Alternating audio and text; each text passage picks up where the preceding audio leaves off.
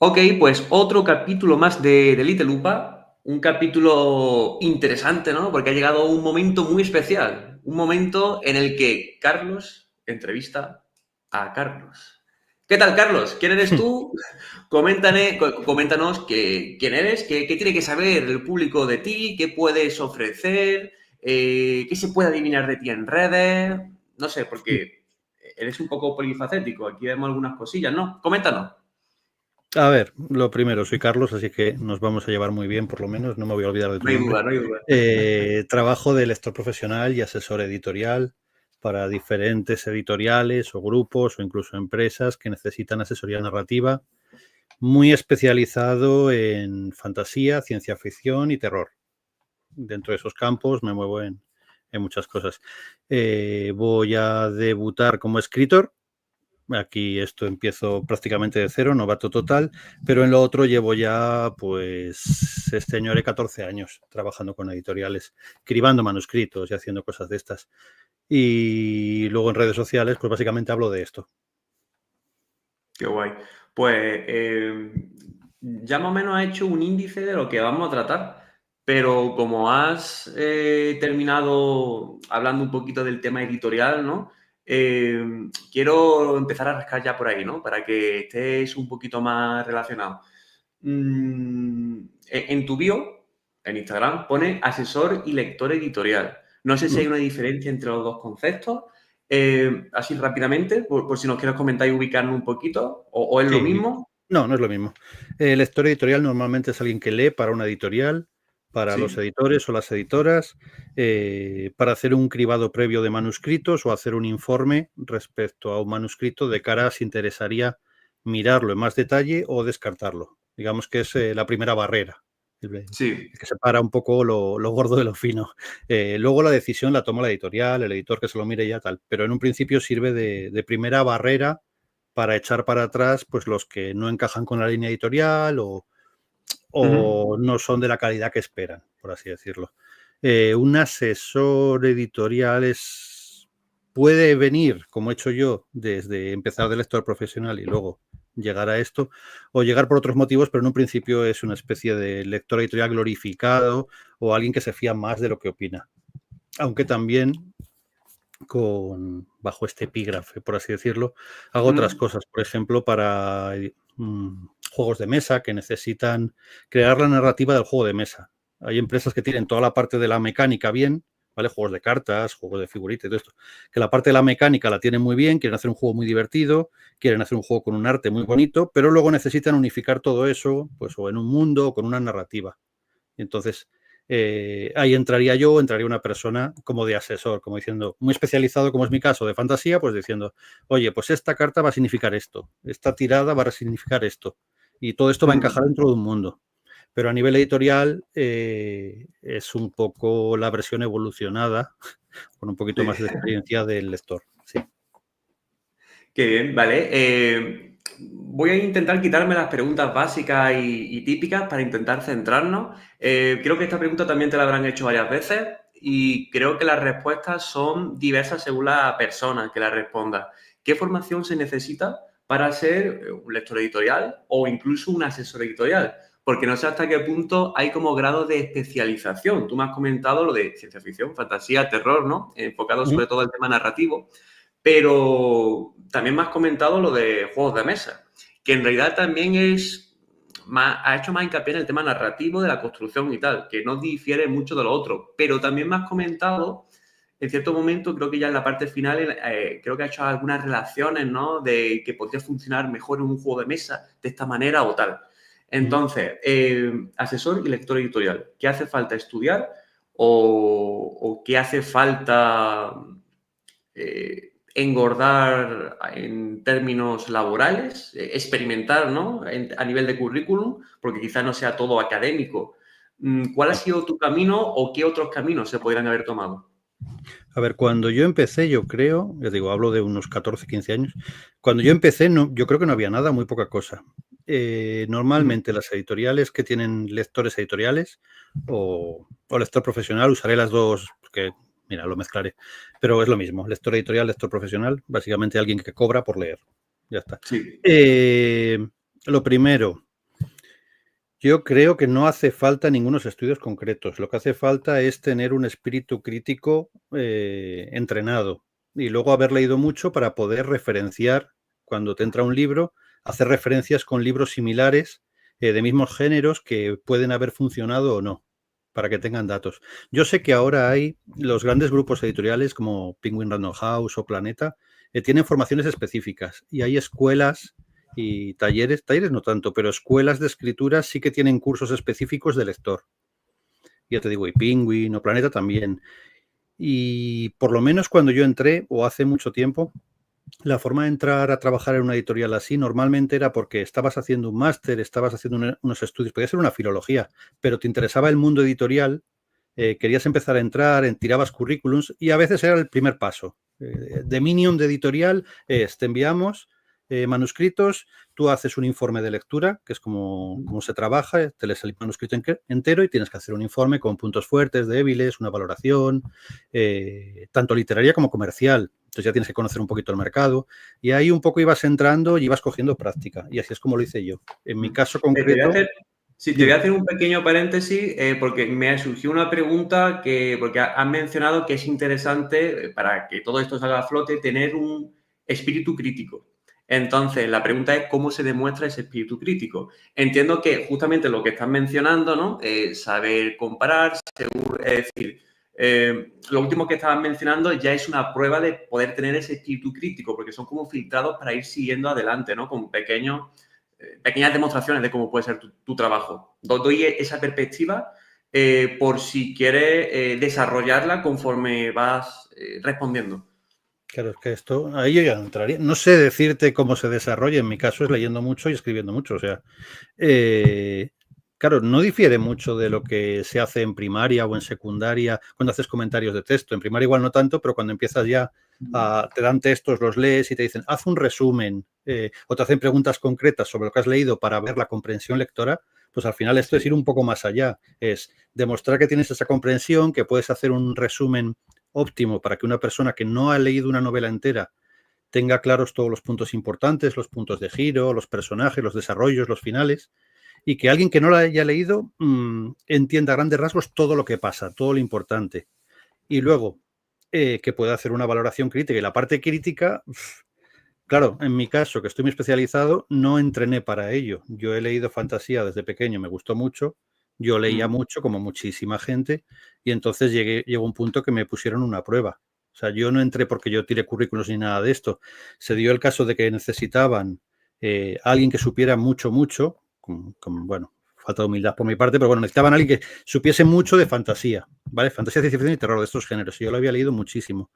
Y una editora me dijo, creo que conozco una persona y me contactaron y me dijeron, vamos a hacer una prueba. Y yo hice un informe de un libro y me dijeron, esto está genial y me siguieron viendo. O sea, fue así, no fue tampoco. Yo sé que hoy en día con esto de buscar títulos y tener formaciones, yo sé que se presentan currículums ya Mm. específicos para esto.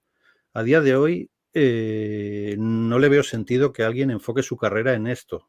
Sí, que empiece con esto y luego quiera ser editor, editora de mesa, quiera moverse por ahí, corrector, cosas de estas, sí, pero es solo lector profesional, es muy precario, está muy mal pagado, dependes mucho de que te vayan dando manuscritos. En mi caso yo los leo en inglés, porque son obras en inglés que no se han publicado aquí. Entonces lo que interesa saber es si merece la pena el esfuerzo y la inversión de traducirlos. Entonces, pero eh, igual el 20-30% son en castellano. Entonces va bien tener idiomas, desde luego, cuanto más tengas más facilidades. Si Sí, sabes ruso, si sabes turco, estas chorradas, vas a tener poco trabajo, pero es que es muy difícil de encontrar a alguien que te pueda ya. hacer fantasía china. Pues hay lectores específicos de fantasía china, pero son difíciles de encontrar y no están bien pagados, así ya te lo puedo decir. Pero bueno, y lo del espíritu crítico es que en realidad yo no sé cómo se entrena un espíritu. En mi caso es pico y pala, llevar mucho tiempo haciéndolo. Pero yo creo Sí. eso, que cuando ya en secundaria haces comentarios de textos, si eso te gusta hacerlo, pues esto es lo mismo, pero más y cobrando. Sí, yo creo que cada persona es un mundo y por ello cada uno tiene una forma de entender, ¿no? De comprender lo que son los escritos. Entonces, si tu forma de comprender, de leer, de sentir, eh, tiene esa flexibilidad, ese criterio, ese análisis, ¿no? Es como algo con lo que se pueden hacer y luego se desarrolla, ¿no? Si se cumplen esas cosas, pues ahí puede surgir lo que es el espíritu crítico. Antes me he reído cuando has comentado lo de educación primaria, porque yo soy maestro de educación primaria y claro, la comprensión lectora que tienen los niños que estoy educando, me dicen, ¿por qué crees esto? Porque sí, porque no. Desarrollar respuesta, tío. Entonces, estamos hablando ahí de, claro, hay un espíritu crítico necesitado de más en primaria. Pero bueno, Claro, poco a poco tus se niños o va tus mejorando. niñas están empezando, están probando y seguramente la mayoría no Sí. les interesará mucho, entiendo. No sé qué cursos les das clase, pero Cuarto, están empezando ya a decir, hostia, que en este curso, bueno, no, claro, 9 años. Están con 9 años. Están bueno, a las puertas de las 2 cifras. yo entiendo que están empezando un poco ya a ver y no sé cómo cuánto les gusta. Yo tengo dos hijas, tengo una en primaria y otra en secundaria, entonces es lo Mm, que sé de la escuela es por esto. mm, Y a ellas tengo la suerte que les gusta mucho leer y que les qué gusta bien. mucho analizar lo que leen porque lo comentan conmigo. Entonces, eso al final es un juego, es un poco entrenarlo así. Pero yo creo que Sí. no tiene sentido entrenarlo de forma activa de cara a buscar trabajo de esto. Te tiene que gustar. Mm, Y luego tu valoración al final va a tener un componente muy fuerte subjetivo. Es decir, la parte objetiva se puede estudiar. Es decir, cuando tú analizas un libro, objetivamente tú puedes decir que el final es un deus ex machina porque se resuelve de la nada, es un mal final, porque los personajes son planos, porque no hay conflictos internos.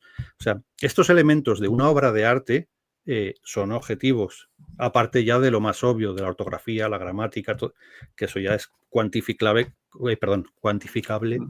clarísimamente. Pero eso, desarrollo de personajes, el desarrollo del mundo, el finales, giros, todas estas cosas, bueno. Y luego están los componentes subjetivos, que ahí yo puedo decir que a mí no me gustan las historias de vampiros, pero yo no puedo poner un informe que es malo porque salen vampiros. Ya, ya. Entonces ya tengo que decir, bueno, tengo que distanciarme y decir, a mí de entrada no me apetece nada leer esto, que es algo que me pasa mucho. A mí no me gusta toda la fantasía, a mí me cae mucha fantasía que no me gusta. Pero bueno, tengo que distanciarme, ponerme en la mente de a quién se va a leer mi informe, que va a ser editores o editoras específicos de esto que quieren decidir si esta obra está bien, si les va a quedar bonita en el catálogo y si les va a dar dinero, si no lo van a perder con ella. Entonces ahí entra también una valoración comercial que es un poco una lotería, porque al final Mm, nadie sabe si algo va a funcionar o no. Puedes intuirlo, pero sí. al final...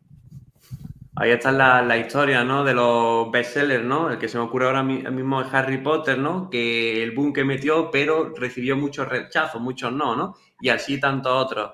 Así que hay un momento en el que, claro, la obra puede ser muy buena o muy normal o muy mala, pero una cosa es la obra y otra cosa es también la situación del lector, la situación del lector a nivel, no sé si yo lo voy a decir bien, a nivel micro y a nivel macro, ¿no? A nivel todos los núcleos, todo lo social, ¿no? Porque a lo mejor en 2024 no funciona, pero en 2014 sí. Sí, claro. Claro, así que estamos hablando de que hay que tener, eh, mm, claro, sí, un análisis social, ¿no? De mercado, por así decirlo, pero ya en unos aspectos quizás ya de cómo gestionar, ¿no? Todo esto de qué se publica y qué no. Pero bueno, no quiero desvariar. Tenía aquí otra pregunta. Sí, al final es, Eh, perdona, o sea, dale, dale. al final es un poco jugar a adivinar qué va a funcionar. Sí. O sea, si ahora está muy de moda en los géneros que yo trabajo el romantasy, ¿no? Que es la combinación de Sí. fantasía y romance, tiene un perfil muy claro tanto de autoras como de lectoras y de edades. Entonces, esto se sabe. Ahora, entra una novela de esto ahora y tú dices, está muy bien. Bueno, pues igual hay que intentar averiguar si esto va a seguir 10 años más funcionando, si el año que viene ya va a estar quemado, como le Ujú. pasó pues al romance sobrenatural, que ese de Crepúsculo, de vampiros y hombres lobo, pues bueno, eso ya se quedó atrás. Las distopías de ciencia ficción, como Divergente, los Juegos del Hambre, todo esto, van así. Entonces, hay una parte de adivinación que es casi mística, no es objetiva. Sí, porque tú, por ejemplo, lo que estás trabajando actualmente, lo que estás leyendo, ¿se puede publicar a un año, 2 o 3 vistas? Pues depende de la O prisa que tengan. depende, ¿no? Mínimo, y haciendo las cosas bien, me extrañaría que se pudiera hacer en menos de 6 meses. Claro.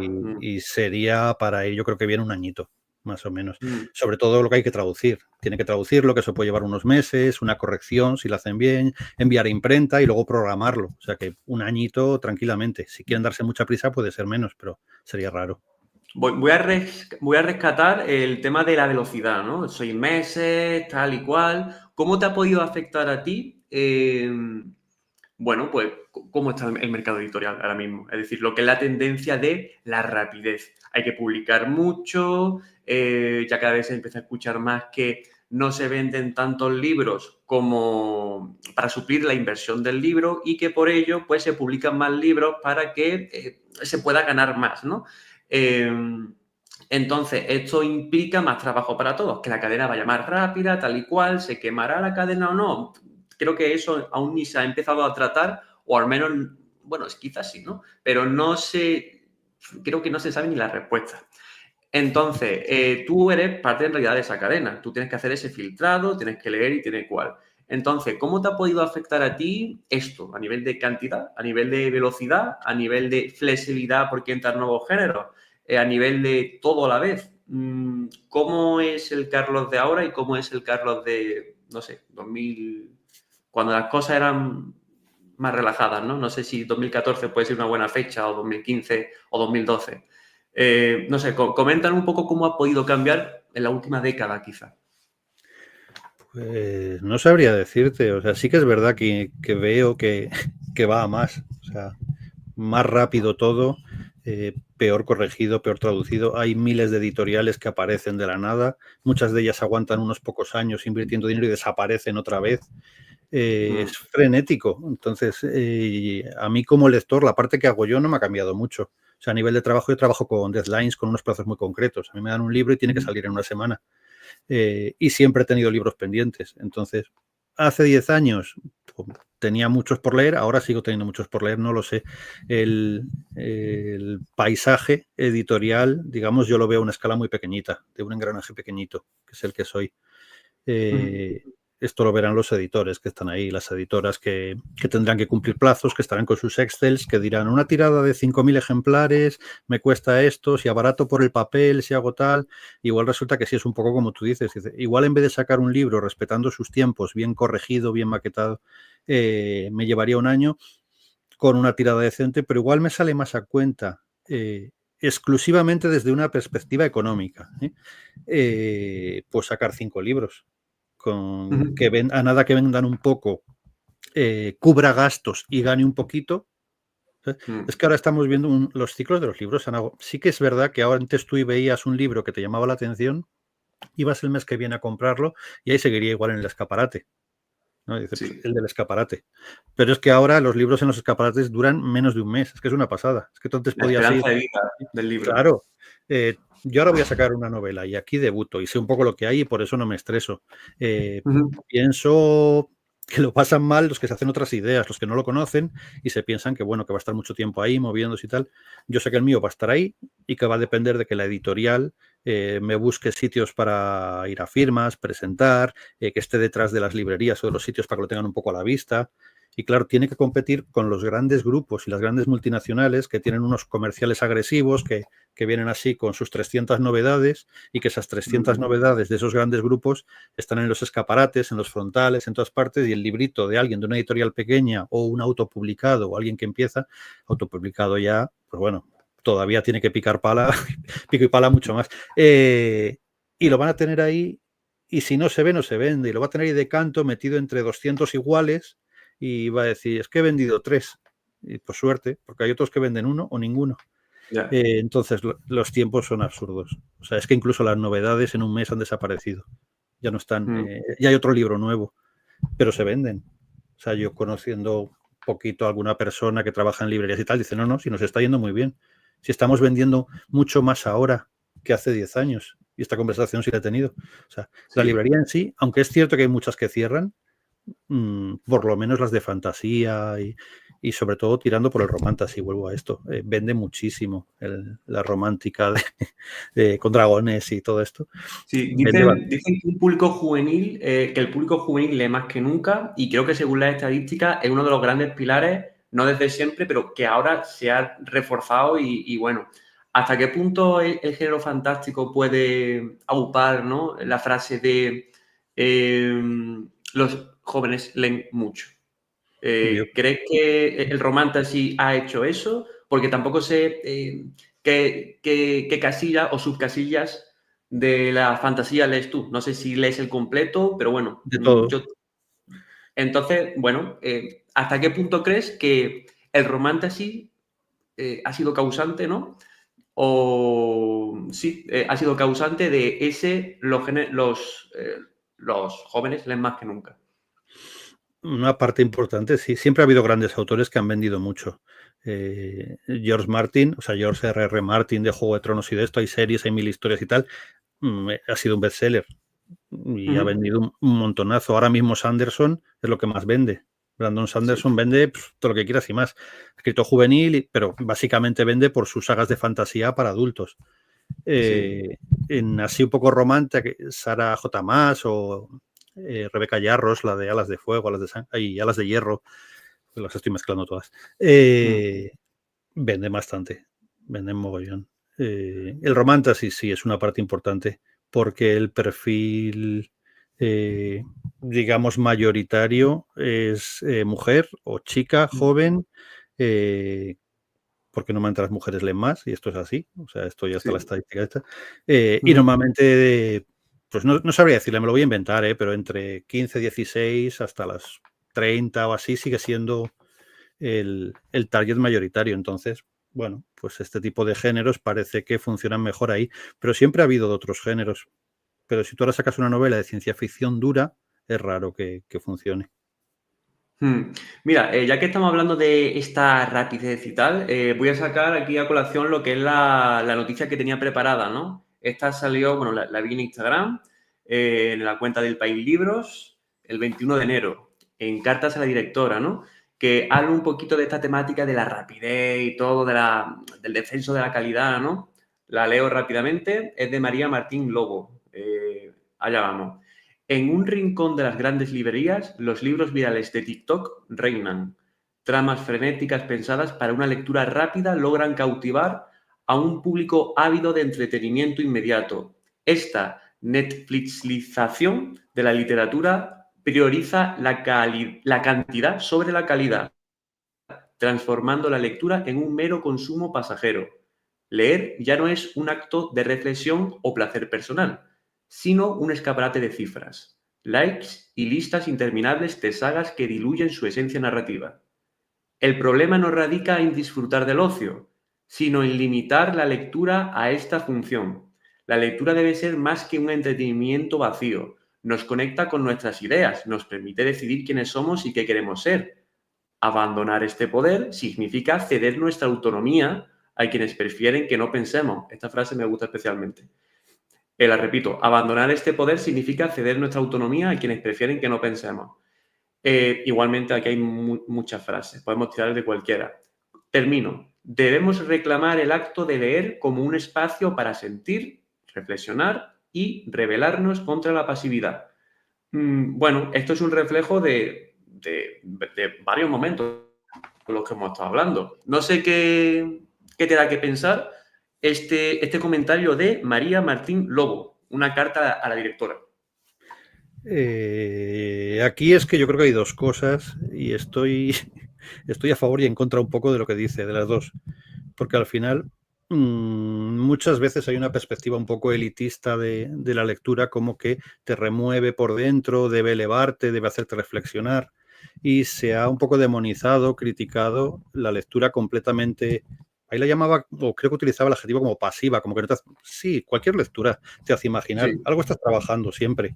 O sea, no es Mm. pasivo leer, aunque sea por puro ocio. Pasivo igual es, ya que utilizaba como el adjetivo este, sacaba así la Netflix, bueno, tirar Sí. de Netflix. Bueno, sí, tú cuando ves una serie que ni te apetece mucho, igual estás hasta con el móvil al lado, es un síntoma de los tiempos que vivimos. Entonces estás con el móvil viendo la tele, no prestas atención, vale. Con los libros, en TikTok y en sitios de estos hay gente que dice, no, yo no me leo las descripciones porque me aburren, yo solo me leo los diálogos. Pues hombre, es heavy, es hardcore. O sea, cuando digo Ya, eso digo, sí, hombre, sí. pues a ti no te Yo, gusta leer. Yo entiendo la parte de respetarlo, de lee como te dé la yo, gana. yo, yo he escuchado también que también me parece un poco loco de si hay acción, si hay combates, me lo Sí, salto. fuera, también, es Claro, cierto. pero que ahí puede pasar algo gordo. Mm. Pero, no sé, eso me choca también. Pero Sí, te, te- y en una te he cortado, descripción perdón. puede haber una frase preciosa que tú la lees y Claro. dices, hostia, nos estamos cargando un poco el estilo o el lirismo. En una descripción pueden pasar cosas o pueden no pasar, pero justo hay una digresión del narrador que dice algo interesante. Entonces, Mm, por un lado, yo digo, tengo sentimientos enfrentados. Por un lado, yo soy partidario de que cada cual disfrute su ocio como quiera y, hostia, leer, pues que lea lo que quieran. Sí que es verdad que lo de que sea TikTok quien mande lo que se lee, o sea, la parte comercial de libro que ha vendido, porque hay una sección de TikTok en las librerías, ¿no? Y esto es lo que sí. funciona aquí, más de no sé cuántos millones de visualizaciones. Y luego lo ojeas un Mm, poco y dices, buf. Y eso de, bueno, al menos que lean los chavales, tú que eres profe de primaria, pues que lean lo que ya. quieran. Bueno, Mm, pues yo aquí tengo esos sentimientos encontrados.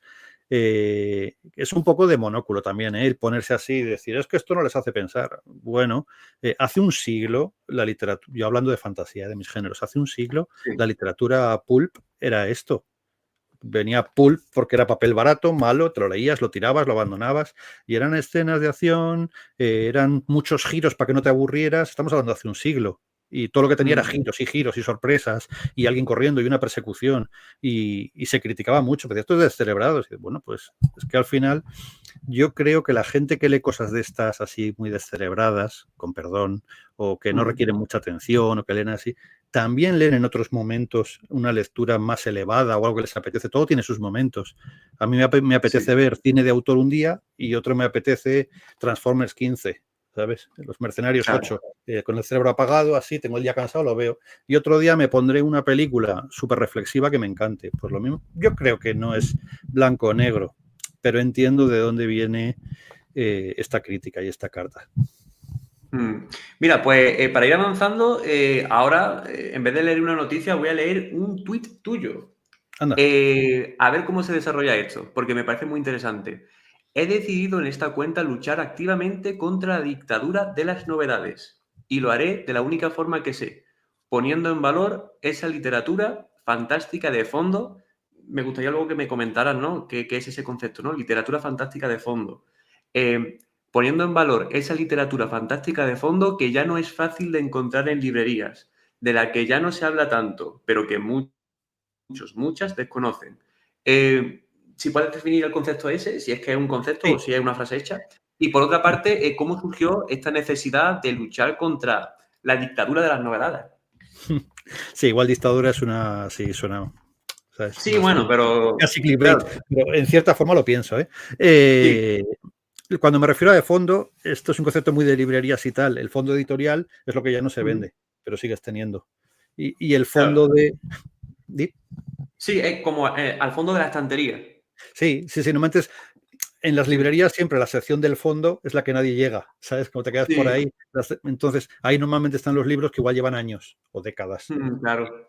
que no fueron bestsellers o que lo fueron y ya nadie los compra y dices, bueno, pero no va por los bestsellers, va por esos libros que igual pasaron sin pena ni gloria, que estaban Mm, bien, simplemente bien, que tú los leías y dices, está bien, tiene cosas, me gusta, no va a pasar a la historia, pero me gusta.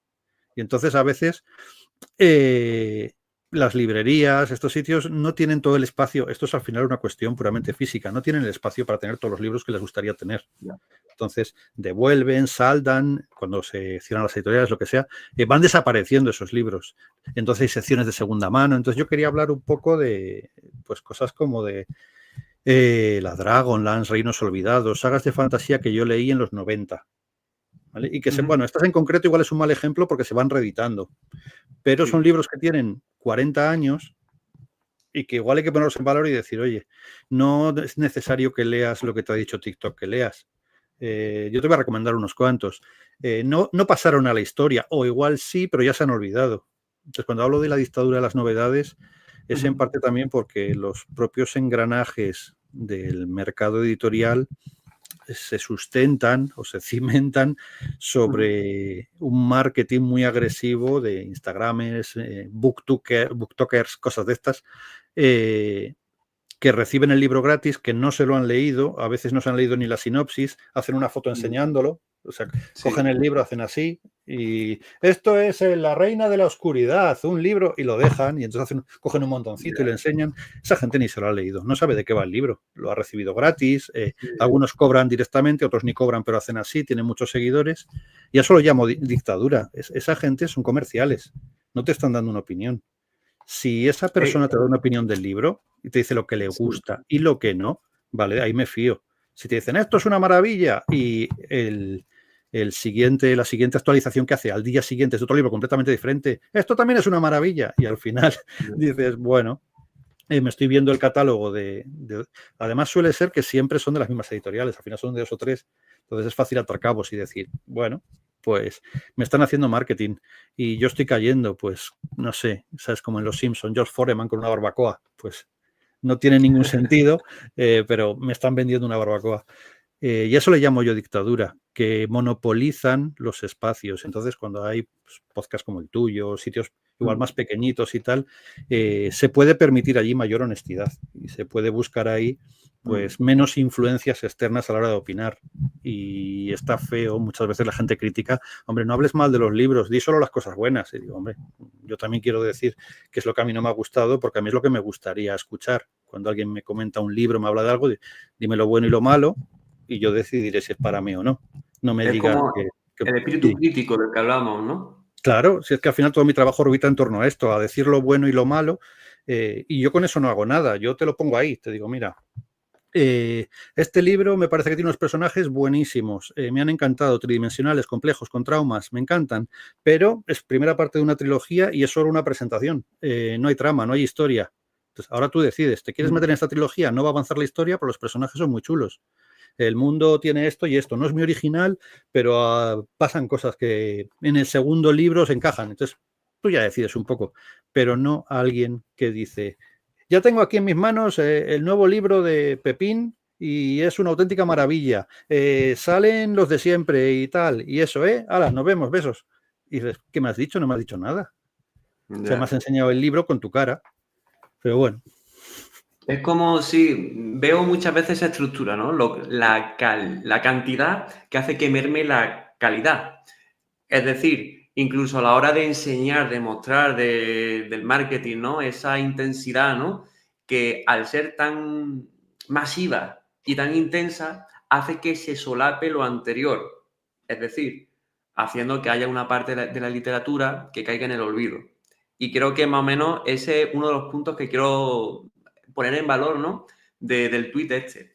Quiero aprovechar, bueno, pues para que nos rescates, nos comentes algunas obras literarias, pues para darle tiempo, ¿no? Aquí a esa literatura y que nos puedas recomendar quizás obras que, como tú dices aquí, se desconocen o no se habla tanto, pero que deberían de ser conocidas.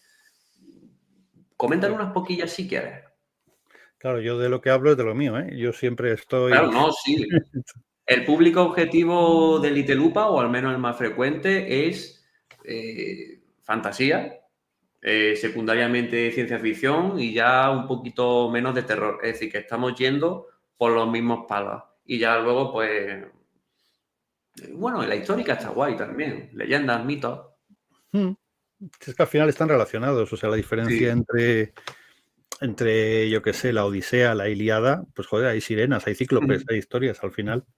Es otro tipo de fantasía, los abuelos del fantástico, ¿no? El contar los mitos y las historias de sus dioses. Pues no sé, porque tampoco me lo había pensado así mucho, claro. Dentro de... No tengo yo muy claro qué decir, es que hay un montonazo. O sea, el problema que tengo es que estoy un poco apabullado de opciones, más que de... Coméntanos alfabéticamente, B, A, B, C, saca 2, por ejemplo. Mira, por ejemplo, hablando yo de la fantasía oscura, que es la que más me gusta a mí, o la fantasía grimdark. Ahora entraremos con el grimdark, con salitre y ceniza. Por ejemplo, todo el mundo conoce a Tolkien.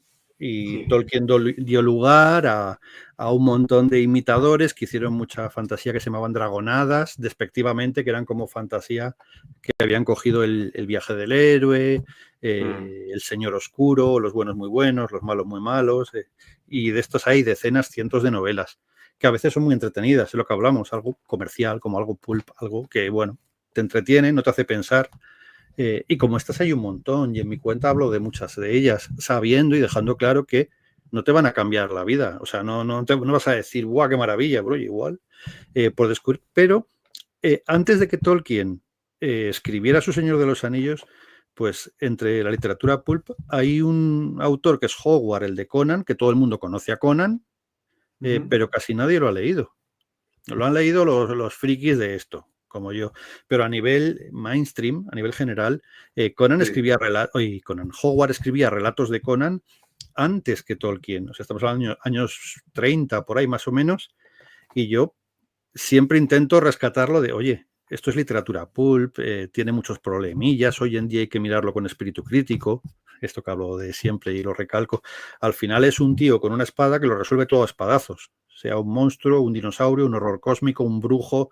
Siempre suele haber doncellas muy ligeras de ropa atadas a un altar, que se les cae la ropa y las gasas muy rápidamente. O sea, al final todo esto es una serie de clichés. Pero conocer estas cosas es también ver de dónde viene otro tipo de fantasía, que es la que a mí me gusta, la oscura, Grindar. Conceptos como el multiverso que los desarrolló Moorcock, ¿no? Las crónicas de Elric, el bastón rúnico, son muchas novelas en las cuales ya no había bien contra el mal. Había una balanza cósmica y estaban las fuerzas de la ley y los demonios del caos. Y entonces los demonios del caos debían ser muy malos, pero el caos también era vida de alguna forma, eran explosiones, mientras que la ley podía ser dictatorial, podía ser tiránica. Entonces la ley que parecen los buenos, que son los caballeros del orden, también significan estancamiento. Entonces estos conceptos los desarrollaba Moorcock muy bien y es muy interesante. Y hoy en día nadie lo conoce. Y de hecho no es ni tan fácil encontrar sus libros. Siguiendo por esta vena o este caminito así de fantasía oscura, pues Martin ya lo conocemos todos, pero igual no conocen tanto a Sapkowski. Conoce la saga de Geralt de Rivia por los videojuegos o por la serie, pero los libros, las historias, es que ahora mismo no tienen editorial, creo. Hay muchas descatalogadas. Entonces, si se puede leer de la saga de Geralt de Rivia una fantasía oscura que tiene unas ideas interesantísimas y que juega a romper así un poco lo esperable, pues algo así. No sé, que estoy mirando a ver qué tengo por aquí. Bueno, no sé si me oyes si no hablo aquí. Sí, te escucho. Claro. Se escucha bien. Sí, estaba mirando a ver qué bien. tengo por todas partes. No sé, yo creo que con alguna cosilla de estas, Sí. Úrsula K. Le Guin, al final todos, los que están muy metidos dentro del mundo de la fantasía la conocen, es, ¿no? La gran dama de la ciencia ficción, es su influencia en esto súper notable. Y al final los cuentos de Terramar, un mago de Terramar, todo esto, pues fue la primera novela o la primera saga de libros que hablaban de un colegio de magia. Entonces, Claro. estos no lo conoce casi nadie porque todo el mundo conoce a Harry Potter. Y Rowling nunca dijo me sentía influenciada por ella. Y es verdad que son libros muy diferentes, pero el germen de un protagonista en un colegio de magia y todo esto al final no se había hecho antes. Y fue Le Guin la que lo sacó adelante. Y de hecho Le Guin respondió un poco a Rowling por ahí como, bueno, que me asombra su capacidad para no tener referencias. Menuda coincidencia. Uy, no te digo, se ha cortado, no sé si... Menuda coincidencia, había dicho. Ah, ¿no? No tengo nada. Pero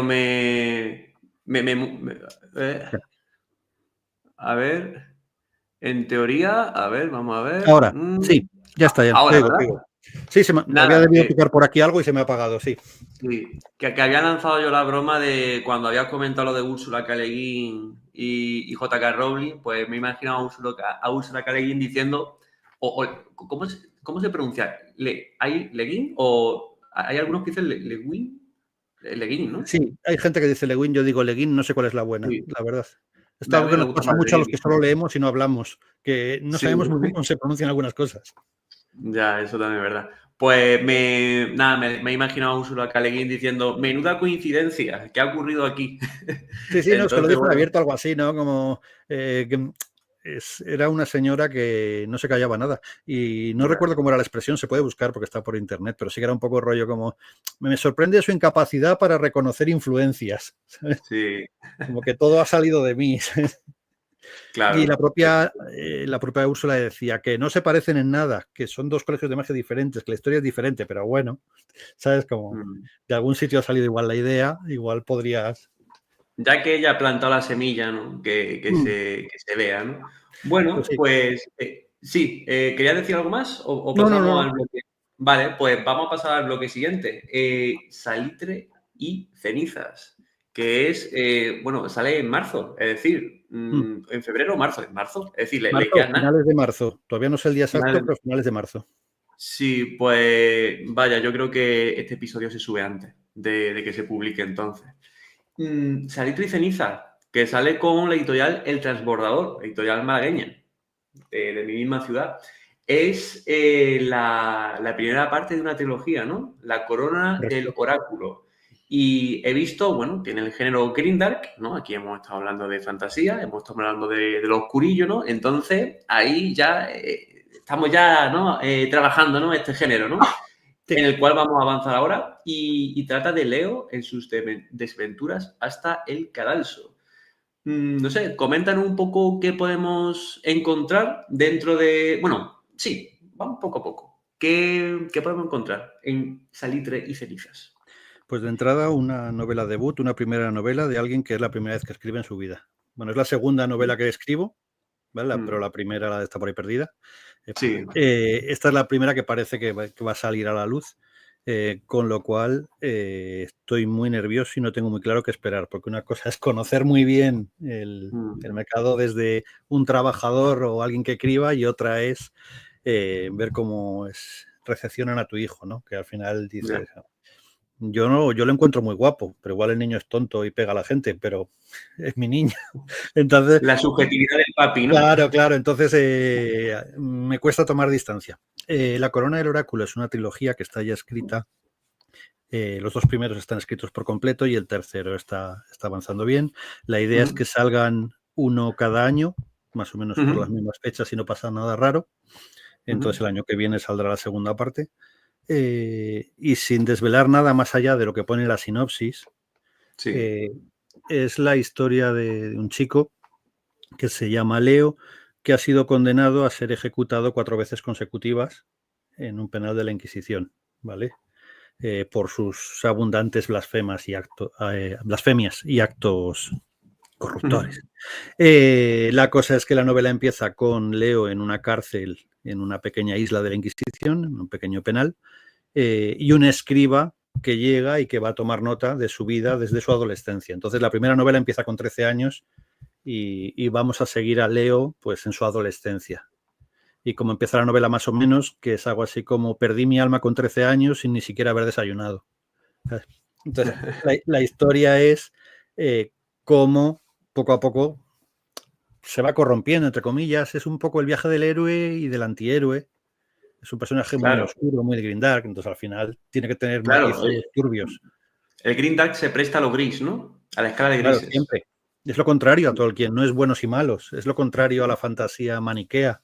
O, ¿sabes? Lo que busca son personajes, pues eso, como los de George R.R. Martin, de Juego de Tronos, que puede ser uno muy inteligente, pero también es un putero, pero también hace barbaridades que muere gente, pero luego te cae bien porque quiere salvar a los suyos, pues así todos, ¿no?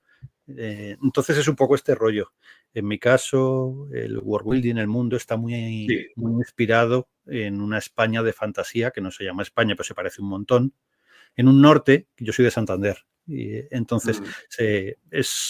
está muy inspirado en un norte de España de fantasía, hay un cristianismo, pero adoran a un dios ahogado. ¿De qué época se puede decir? Es decir, una España cristiana, pero ¿en Claro, pero no es qué? España, entonces sería el equivalente más o menos a un siglo XV o así. Mm, Por está tener guay, una está guay. referencia, pero no tiene nada que ver. O sea, hay cristianismo, pero es otro Sí. cristianismo, ¿vale? Cristo no lo clavaron, no murió en una cruz, murió en un ancla, entonces ahogado. Oh, Entonces, el penal de la Inquisición pues tiene celdas mareales, ¿no? Entonces, con la marea se inundan. Hay muchas asociaciones al agua. Entonces, hay inquisidores, pero es una inquisición que no tiene nada que ver con la del mundo real. Y en este caso a Leo, pues le van a matar imitando las 4 ordalías, los 4 martirios de los 4 evangelistas, que en nuestro mundo, en nuestro cristianismo no murieron así para nada, pero en el mío cada uno de ellos tuvo una historia muy fea. Entonces lo van a matar por esto y lo va a contar todo. Entonces la trama va a ser en el presente, interludios explicando un poco cómo cuenta este escriba su historia, pero el grueso de la novela es esto, es ver cómo lleva una vida tranquila y le van pasando cosas. Y al final es una historia, sin desvelar nada, no sé si igual mejor me callo, ¿no? Ante la Sobre lo, duda, piensa que tengo sí, otras preguntas. Así no, que, quiero decir que mi idea era plantear un poco qué pasa cuando a alguien no le dejan en paz. ¿No? Es un poco una historia que el germen está un poco el bullying, el no dejar ser, ¿sabes? Que alguien comete errores y tú tienes que ver si aceptas la historia que te cuento, si te pones de parte de Leo o piensas que se está pasando. Eso está muy bien, eso está muy guay, porque ese personaje gris, ¿no? Eso, es que el Grindr se presta mucho a esto, ver los orígenes, ¿no? Ver ese gris, ¿no? Que según la subjetividad del lector, puede verlo gris tirando a clarito, ¿no? O gris tirando a oscurito, según las propias percepciones y propios juicios del propio lector. Entonces, eso está implicando que la obra, lo que está ocurriendo, bueno, sí, lo que va ocurriendo, pues va provocando cuestiones y planteamientos y reflexiones de hasta qué punto puede ser correcto lo que hace o no, ¿no? Entonces, eso está guay. Me ha llamado la atención lo que habías comentado antes de la importancia del mar. Sé que, bueno, pues en la zona del norte de España el mar, el Cantábrico, es muy importante. No sé si ha tenido algo que ver a nivel consciente o subconsciente o es por otra cosa. Pues no lo sé, a mí me encanta. O sea, a nivel consciente, Mm, me parece un lugar que, o sea, el mar, la playa, mi vida, siempre he estado ujú. cerca del mar, me ha gustado mucho y además me parece que el mar tiene un potencial terrorífico. O Y sea, tanto. entonces, Sí. yo he pasado mucho miedo en el mar y he disfrutado mucho en el mar. Y ahí sí que esta parte de mí se le ha pasado a Leo, al protagonista. Entonces tiene una Mm, relación muy fuerte con el mar, familiares, pues uno era ballenero, ¿sabes? Está todo, mm, uno de sus abuelos era raquero, que eran los que se tiraban bueno, a coger monedas y a, mm. eh, bueno, es que no quiero entrar mucho en esto porque creo que me estoy pasando. Yo voy a Nada, callarme un poco así. Pero bueno, que no, la no. cosa es que la historia al final es un poco lo que te comentaba, la parte de los grises y esto, cuando a alguien, a un chaval, tú que eres profesor y todo esto, Sí. lo maltratan o otros le hacen bullying, todo esto, y Ajá. llega un punto que se revuelve y todos son lloros y tal, entonces es con decir, a ver, ¿qué ha pasado aquí? ¿Por qué? Eh, lo entiendo, lo acepto, empatizo con cómo ha llegado a ese punto o hay que poner en algún momento, ya, es que igual no tenías que haber hecho esto, ¿sabes? ¿Me explico? Mm, La historia es un poco esto. Y una de las cosas que, mira, ahora que me acuerdo que quería decirlo, que no se me olvidaba, en el Grindark, en general, en la fantasía oscura, casi siempre son héroes crepusculares, son héroes ya que están, no en el ocaso de sus vidas, porque ya están curtidos, con cicatrices, suelen ser mm, héroes ya avejentados, que ya están curtidos y que pueden soltar frases lapidarias, un rollo, pues he luchado 50 batallas, soy un veterano de mm. 1000 guerras. Y yo quería hacer ese personaje dictando una historia, pero el grueso de la historia es un chaval de 13 años, que Mm, los matones del barrio le escupen y le pegan. Entonces, ¿cómo claro. podemos llegar a ese héroe crepuscular o a ese antihéroe, a ese villano crepuscular partiendo de sus orígenes? Esto es lo que intento contar en esta historia. Sí, qué guay. Sí, sí, y me ha gustado mucho también lo que has comentado de esos protagonistas tan avejentados, tan curtidos, ¿no? Se me ha venido a la mente otro Grindark que ha gustado mucho en el transbordador, que es el de El Arcano y el Jilguero, de Ferran Varela. Sí. Y con esas reflexiones, ¿no? No he podido evitar pensar en esa obra También también. es un personaje, sí, como muy curtido, un torturador Sí, que va con su capa de caras y todo esto. Y sí, como, es pues, una locura. pues lo mismo. Claro, ¿cómo, ya para ir concluyendo, porque tampoco quiero, por una parte se nos acaba el tiempo y por otra parte tampoco quiero rascar mucho más, ¿no? sobre la obra, vamos a pensar un poco sobre tu proceso de creación. ¿Cómo has gestionado el mundo? ¿Cómo te has documentado? Ya vemos que un poco de la documentación ha podido ser bueno, consciente o subconsciente, por el mar, por tus vivencias, ¿no? O por tus gustos, ¿no? El propio Grindark, ¿no? Pero al final de cuentas un mundo es bastante amplio. A lo mejor te has salido a lo brújula, o a lo mejor te has planificado, o a lo mejor tienes tus trucos para planificarte, o a lo mejor eres híbrido, ¿no? Mitad brújula, mitad mapa. ¿Cómo ha sido ese proceso de creación? ¿Qué anécdotas tienes? ¿Ha salido fluido porque era lo que querías o era lo que Ha necesitabas? salido bastante fluido, sí. Sí. Yo tengo una estructura, o sea, me estructuro el tiempo de forma bastante cuadrada cuando escribo, Ujú. ahora no, pero cuando estoy muy centrado escribiendo, igual cojo un mes y digo, este mes solo voy a escribir y entonces yo por menos de 2 o 3 horas no empiezo a escribir. Yo tengo que tener programado que por lo menos voy a escribir 2, 3, 4 y puedo escribir 7. Entonces, cojo, me leo lo primero o sea, lo que escribí el día anterior, eso me lleva una Ujú. horita y desde ahí ya cojo un poco carbón para la locomotora y empiezo a ir acelerando. Y escribo las horas que pueda antes de necesitar comer. O sea, esto va así. Claro. A nivel de documentación, claro, yo quería ser medievalista. Yo empecé la carrera de historia, pero la abandoné. Qué guay. Entonces, es un tema que ya por sí me gusta y del que he leído mucho. No Sí. quiero jugar la carta esta de la historia o de medievalista, que no lo soy porque no terminé la carrera, porque al final no es novela histórica. Y al final siempre hay alguien que dice, es que esto no era así, es que la Inquisición no funcionaba Lo así. que Digo, inspira. ya lo sé que no era así. O sea, estoy diciendo que es otro mundo, que hay un Cristo ahogado ahí y un dios de las aguas. No, no, claro que no era así. Pero sé que no, que puede ser peligroso decir que he sacado de la historia. Pero gran parte lo he sacado de ahí y luego de libros que tengo, de cuentos de Manuel Llano, de un escritor cántabro, que recupera mucho el habla antiguo de los abuelos o de los valles pasiegos o de sitios en los que ni se les entiende muy bien hablar, las leyendas, la mitología, el folclore, y lo he adaptado un poco. Entonces, todas esas criaturas del... Espera, ¿qué pasa? No, esto funciona. ¿Has hablado algo? Es Sí. que no sé si se ha cortado otra vez. No, yo te escucho. ¿Tú Vale, bien? vale, vale. No, Vale. entonces he cogido todo ese folclore y todas estas criaturas que muy poca gente conoce fuera de igual de Cantabria o del norte de España, Ujú. pues como el Tantirroju o las anjanas, los ojáncanos, todas estas cosas. Y hay Sí. muchas referencias pequeñitas a este folclore un poco adaptado por mí. Entonces, leyendo un poco cositas de folclore, de mitología cántabra, asturiana, vasca, yo tengo mucha familia Ujú. vasca, he ido cogiendo y de ahí he cogido un world building, pero que lo he ido creando un poco sobre la marcha. Es decir, yo tengo algunos cursos de escritura y colaboro también con una escuela que se llama Fantástica, que es Sí. de, bueno, pues hago ahí de profesor y de tutor de cosas de estas. Y yo con el world building, con de fantasía, siempre digo que hay dos vías. Entonces, cuando tú quieres crear un mundo de fantasía, o lo creas todo en plan Tolkien, hasta los idiomas, hasta el último pueblo, le haces mapas de todos y tal, y con eso ya eliges por dónde va a discurrir. Cuando ya tienes todo asentado, dices, bueno, ahora vamos a hacer esto. Y la otra opción, que es la que yo sigo, es la contraria, es solo desarrollo los alrededores que necesito para mi historia y utilizo trucos o trampas para que el mundo parezca más complejo de lo que es.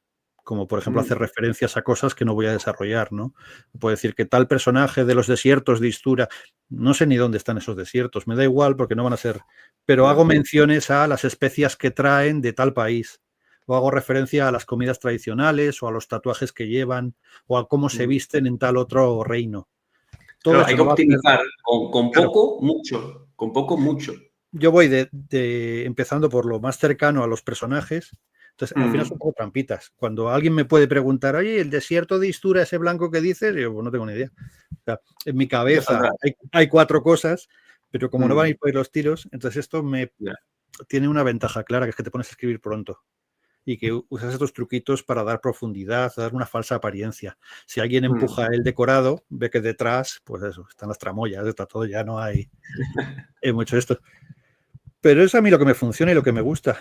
Respecto a la historia en sí, tenía un principio y un final y unos cuantos giros en medio concretos que eran como unas metas que hay que pasar sí o sí. O sea, el final estaba clarísimo, el principio estaba clarísimo, 4 eventos están clarísimos. Todo lo de en medio es un poco escribirlo, ver cómo va. Yo con mis betas terminaba capítulo y se lo enviaba. No les he enviado 300 páginas. Mis betas eran capítulo y a la semana siguiente capítulo. Entonces, y un poco era reactivo.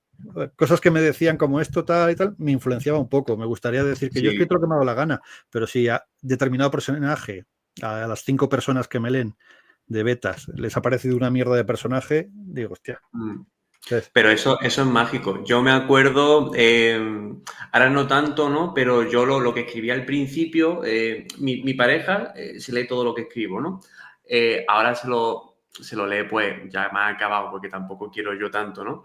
Pero antes sí era más dinámico todo. Mira, tengo esto, mira, tengo esto. Entonces me iba influenciando, iba diciendo, hostia, qué buena idea. O, hostia, vale, no sé qué. Y luego me quedo pensando, sí, pero que hemos hablado de este tema, lo he tratado ahora en la mente y se me ha ocurrido el nivel 2 de esta idea. Te vas a cagar.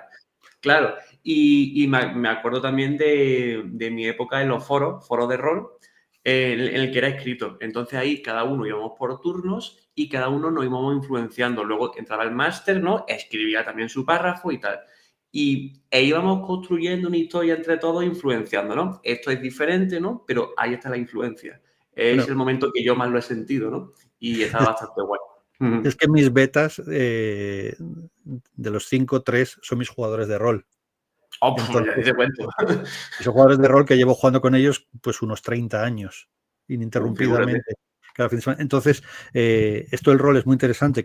Yo soy el máster, entonces quienes son másters de rol, quienes son directores de juego y además escriben, podemos hacer una cosa maravillosa que es poner a prueba los personajes y ver qué sale. Entonces, yo crear un personaje y lanzarlo al mundo y ver cómo reaccionan los otros y yo tomar nota de las reacciones, incluso de los diálogos y decir, pues esto me gusta. Plantear una subtrama y que de repente alguien me sorprenda saliendo por otro sitio y dices, hostia, pues esto igual te lo voy a plagiar vilmente porque me ha gustado mucho esto que me acabas de decir.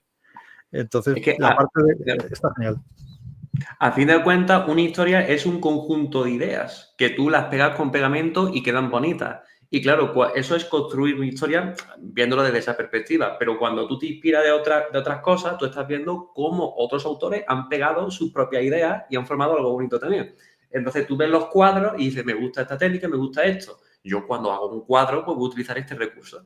Esto, por ejemplo, lo hacía también, lo comentaba en un podcast de Jordi Wild, de Wild Project, Pérez Reverte, cuando fue y comentaba que muchas veces a lo mejor le preguntaba a sus maestros cómo avanzar en su historia y se refería a todas esas obras que tenía en esa biblioteca que tenía y dice, vale, necesito avanzar en mi novela de esta manera. Pues, ¿cómo lo haría este hombre de esta estantería? ¿Cómo lo haría este? Vale, este utilizaba esta estructura. Vale, pues yo, que conozco toda la estructura de estas personas, voy a utilizar esta, que es la que mejor me viene, y la voy a utilizar en la mía para salir de esta manera magistral que suele, bueno, pues suele encajar bien con este tipo de público, suele sorprender, suele ser así. Y es que a fin de cuentas eso. Es una biblioteca de ideas al final. Sí, se supone que escribir es algo muy solitario y lo es, pero algo también súper social. Así que figúrate. Bueno, yo quiero hacerlo desde esa perspectiva social. Así me gusta la idea de hacerlo interactivo, de ver respuestas, de ver cómo funciona. Pero sí, es verdad que normalmente es muy, muy asociado. Tú estás ahí encerrado y tú llevas al mundo lo que has gestado y el mundo a ver cómo lo recepciona. Yo intento tirar un poco algunos muros o por lo menos poner yo una mirilla para ver un poco y ver si reacciona, no sé. Veremos. Ya digo, aquí estoy un poco más inseguro. Como me pilla todo de nuevas, a ver qué me depara. Pero eso es lo típico, ¿no? En plan, esto es nuevo, ¿cómo saldrá? Eso es lo típico. Pero te está respaldando una editorial con experiencia. Así que figúrate, está el tema bastante bien. Que me dieron bastante libertad en el sentido de esto me gusta como está. Yo alguna vez que he comentado, oye, y esto de aquí y esto tal, es lo que te pide el cuerpo. Sí. Que yo he tenido dudas con algunas cosas, si alguien se la lee y cuando empieza a leer a partir del tercer capítulo hay un giro bastante importante que Ujú, puede descolocar a mucha gente. Y entonces este giro yo lo comenté con el editor y me dijo, ujú. ¿qué más da? Es tu historia. ¿Sabes? Ya. Y entonces en ese aspecto Qué guay. te sientes muy respaldado, porque como yo trabajo con la parte comercial un poco, y sí que hay los Sí. editings que se llaman, que es mucho decir como estos personajes, estos giros, estas cosas no serían muy comerciales. ¿Sabes? Cuando hablamos de Ujú. multinacionales, eh, son un poco más intrusivas, en el sentido de esto igual habría que cambiarlo. Entonces, tú aceptas cambiarlo o no, pero ya te están imponiendo cosas. Y aquí fue un poco como, está todo genial. O sea, pues adelante, a tope. Mira, por poner una anécdota. En el Sí. segundo libro hay un personaje que habla con una mezcla de castellano y gallego, ¿eh? Así como un batiburrillo. Yo empecé a escribirlo un poco a mi aire, sin tener tenía buenos conocidos, pero no tenía familia ni nada en Galicia. Y digo, Ujú. bueno, alguien se me va a enfadar con esto, pero vamos a ver cómo sale. Entonces yo con traductor y leyendo un poco así en gallego, digo, bueno, pero digo, como es mi mundo de fantasía, es medieval y tal, vamos a ver qué pasa. Igual nadie me riñe mucho si meto la pata. Y vi que no lo estaba enfocando bien. Entonces me paré un momento y por pura casualidad conocí a una chica de Galicia que sus Mm. abuelos hablaban castrapo, que yo ni sabía lo que era. Y me dijo, Yo porque era beta tampoco. mía. Y le dije, ¿es total? Y dice, hombre, pero esto en castrapo. Y yo, ¿pero qué me está contando? Y dice, pues el castrapo es esa gente igual lo digo mal, igual me matan, pero bueno, la idea es que es lo que se hablaba en zonas rurales, que la gente de allí mezclaba castellano y gallego de forma natural, que no había ido a la escuela, no había hecho nada, y que tenía unas Mm. construcciones así como un poco raras. Y me dijo, si mis abuelos hablaban esto, y yo te lo repaso. Y entonces con ella hizo todo. Y, y hay un personaje que tú todos sus diálogos están escritos en castrapo, es una mezcla de castellano y gallego maravillosa. Y cuando lo Qué lees y chulo. dices, lo estoy entendiendo, digamos, bueno, al 50%. Necesito el contexto de las respuestas del diálogo. Lo que le responde Mm. Leo, con lo que responde y lo que yo intuyo, digo tal. Y yo le dije al editor, oye, el tema el castrapo que va a salir en la segunda parte, ¿cómo lo ves? Porque tengo miedo que no se entienda. Y recuerdo que me dijo el Mm. editor, pues el que no lo entienda, que le den. O sea, yo creo que está genial. O sea, estás dando un personaje, una personalidad así, bueno, yo creo que se entiende. Y si no se entiende, es la gracia del personaje, manténlo. Pero claro, también no hay que, es decir, no hay que dar la información tan masticadita, ¿no? Pero tampoco imposible. Y en verdad no es imposible. De hecho, una de las cosas interesantes es que el lector juegue con el libro y diga, vale, ¿qué quiere decir esto? Se haga sus teorías. ¿Lo ha dicho con este matiz o con este otro? A fin de cuentas, juegas dentro del juego que todo el mundo juega, el castellano. Pero le das esa vuelta para engañar, ¿no? Para jugar, para añadirle vida, pero eso también puede dar pie a decir, uff, estos matices, esta cosilla, eh, hace que se pare unos segundos, ¿no? Y diga, ¿qué ha dicho aquí? El libro está entrando en la mente, ¿no? Está jugando, está Sí. saboreando. Es casi metaliterario, te obliga un poco a pararte y Sí, está decir, guay, lo estoy entendiendo y está bajo guay. ningún concepto quería poner yo pies de página, no quería traducirlo, ¿sabes? Mm, Porque yo creo que el gallego de por sí no es un idioma especialmente difícil. Si fuera en ya, euskera, igual me lo pensaría, pues, hostia. ya. Pero bueno, en Shogun de James Clavell, al final hay frases enteras en japonés.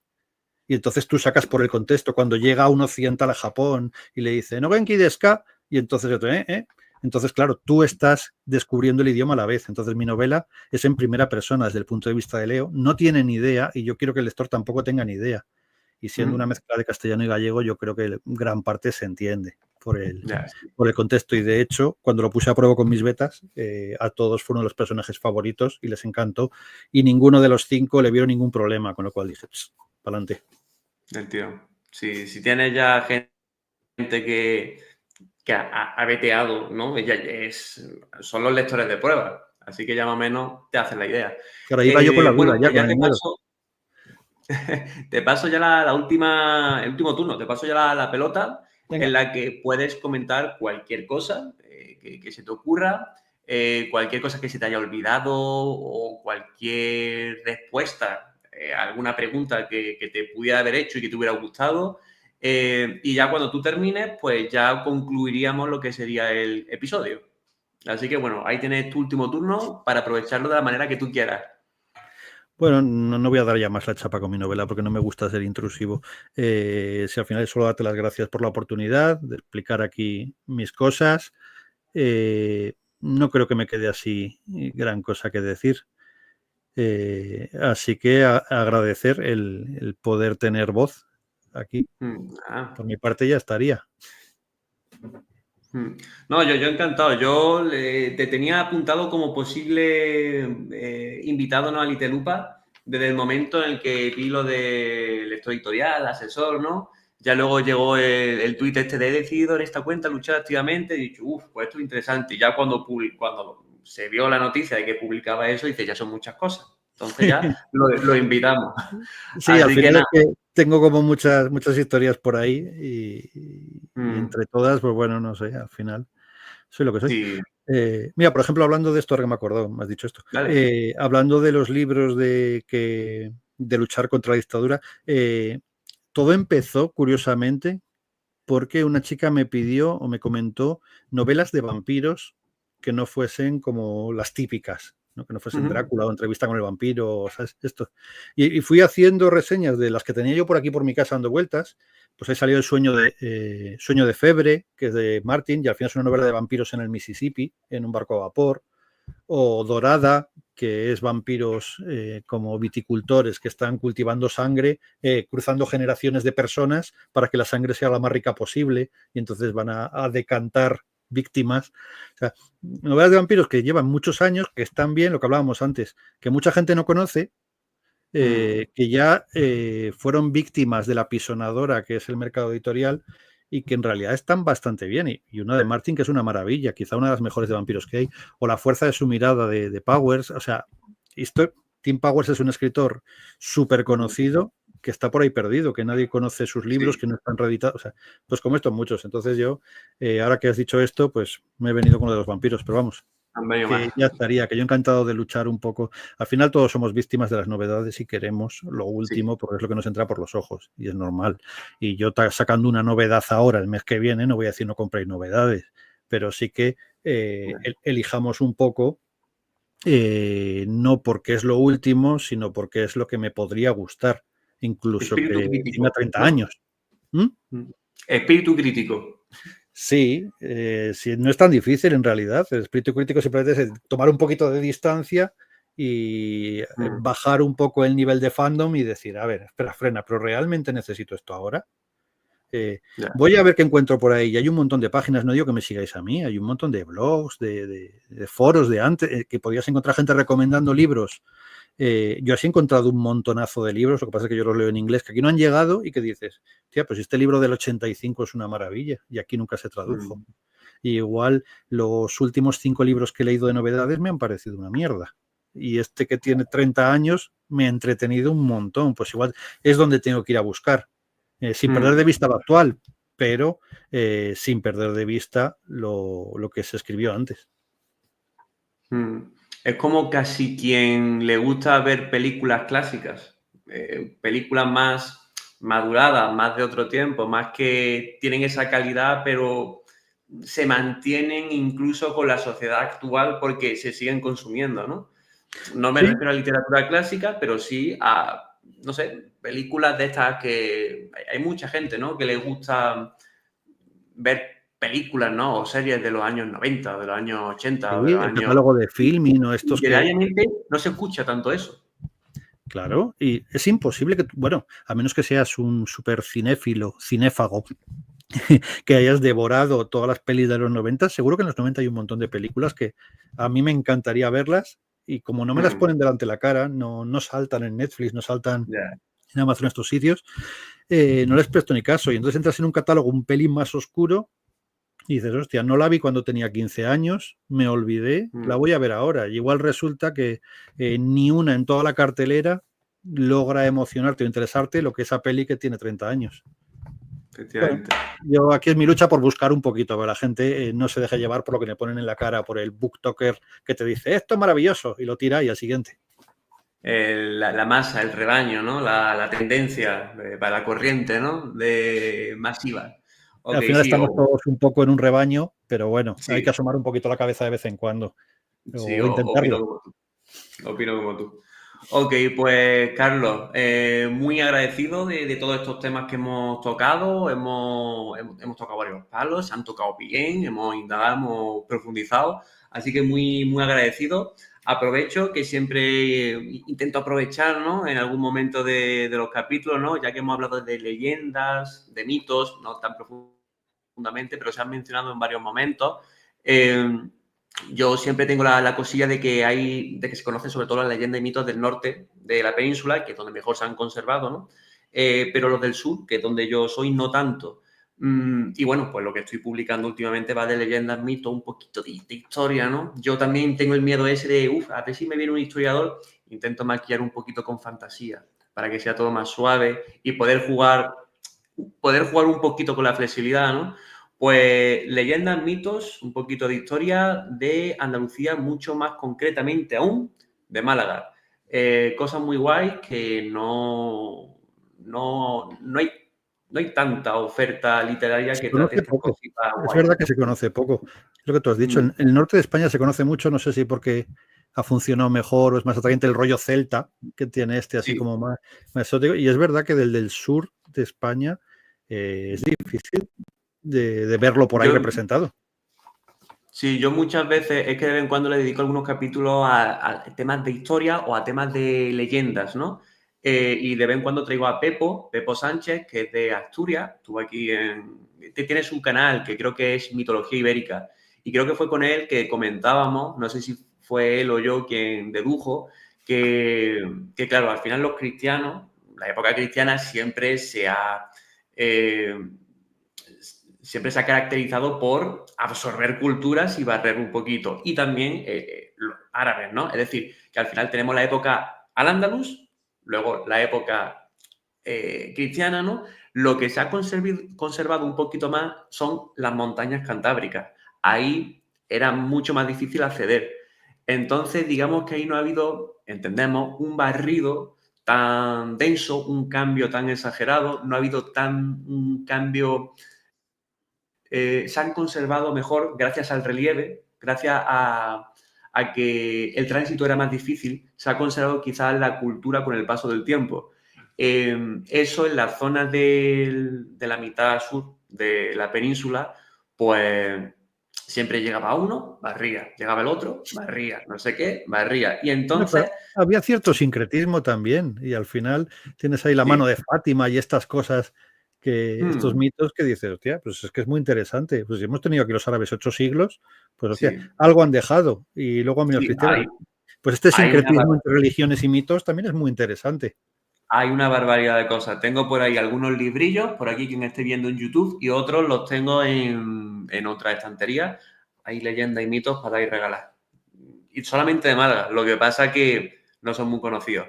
Hay una barbaridad de cosas chulísimas. Y bueno, pues eso me va inspirando y voy haciendo esas cosillas. Así que, bueno, lo estoy enfocando sobre todo a literatura un poquito más infantil, aprovechando que soy maestro pues estoy combinando, al igual que te encuentras a Thor con su mitología y tal en Marvel, pues yo he creado con los niños una superheroína aquí en la provincia de Málaga con las leyendas y mitos que hay ahí. Entonces he cambiado esa estructura y ya salió eso. Quien quiera echarle el ojo, pues bueno, ahí lo tenéis. Aquí queda en este capítulo también registrado eso. Y nada, pues le agradezco a Carlos este momento, agradezco a todo el mundo que haya llegado hasta esta parte, pues toda su presencia. Y si queréis más de Carlos, pues que sepáis que él está invitado a más capítulos de Little Lupa. También tiene sus redes sociales, que son Carlos Diurarte, ¿no? Sí, en casi todas es Carlos Durarte todo junto. Sí. Y estad atento, pues ya sabéis que Carlos es un experimentado en la fantasía y en la oscuridad. Eso se pone en Grimdark y en esa publicación tan chula que va a salir con Editorial Transbordador, que es una editorial que de vez en cuando se ha comentado también aquí. Así que nada, muchísimas gracias por todo y nos vemos en futuros capítulos. Hasta luego. Muchas gracias. Hasta luego.